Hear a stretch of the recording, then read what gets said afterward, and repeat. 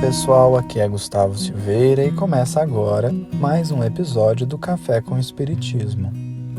Estamos quase chegando ao fim do nosso estudo sobre as obsessões e por isso, hoje falaremos sobre o terceiro tipo classificado por Kardec, que foi chamado de subjugação. Nas palavras do codificador, em O Livro dos Médiuns, a subjugação é um sinônimo de possessão. Todavia, precisaremos lembrar que não existe possessão no sentido de que um espírito pode tomar posse por tempo indeterminado do corpo de uma pessoa, ao ponto de se dizer que houve uma real substituição do espírito encarnado. Não é esse o conceito de possessão aqui definido por Kardec. O que acontece é que durante um tempo mais ou menos longo, o espírito desencarnado pode controlar profundamente aquele encarnado, sem que exista de fato a substituição. No livro A Gênese, Kardec diz assim: na possessão, em vez de agir exteriormente, o espírito atuante se substitui, por assim dizer, ao espírito encarnado. Toma-lhe o corpo para domicílio, sem que este, no entanto, seja abandonado pelo seu dono, pois que isso só se pode dar pela morte. A possessão, consequentemente, é sempre temporária e intermitente, porque um espírito desencarnado não pode tomar definitivamente o lugar de um encarnado, pela razão de que a união molecular do perispírito e do corpo só se pode operar no momento da concepção. Mas o mais interessante é que, embora em O Livro dos Médiuns Kardec tenha apresentado a possessão como sendo necessariamente um processo obsessivo, também chamado de subjugação, no livro A Gênese, ele faz uma retificação no conceito, apresentando a possessão quase como que uma espécie de mediunidade, porque o possesso pode estar sob influência de um espírito bom ou mau.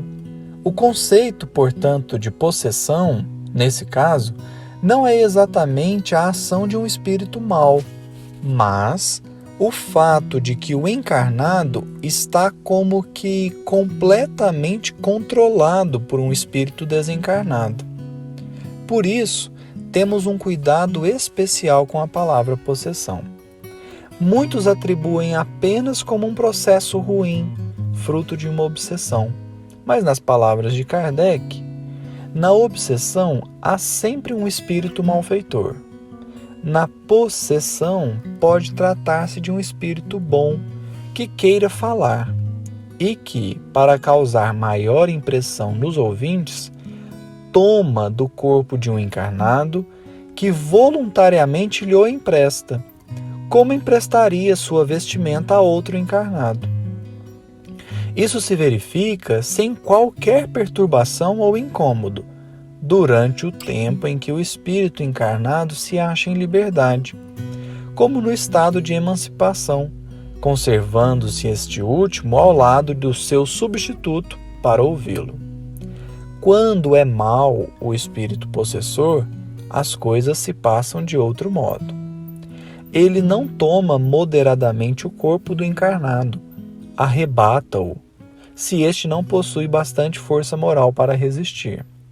O faz por maldade para com este, a quem tortura e martiriza de todas as formas, indo ao extremo de tentar exterminá-lo, seja por estrangulação, seja atirando-o ao fogo ou a outros lugares perigosos.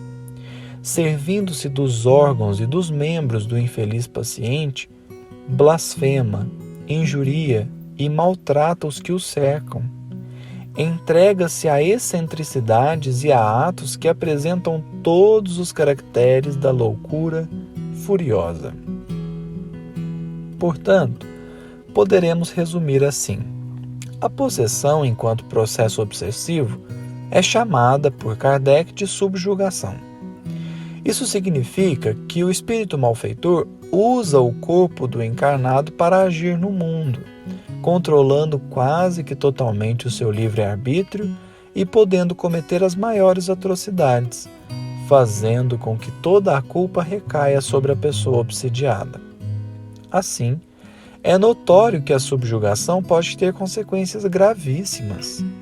Todavia, é um processo mais fácil de ser identificado quando comparado à fascinação, e que requer a intervenção de outras pessoas para auxiliar a recuperação daquele que sofre a influência.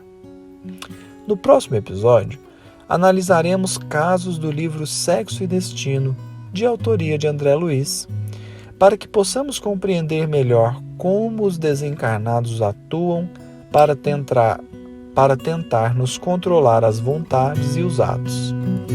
Muita paz a todos e até o próximo episódio do Café com Espiritismo.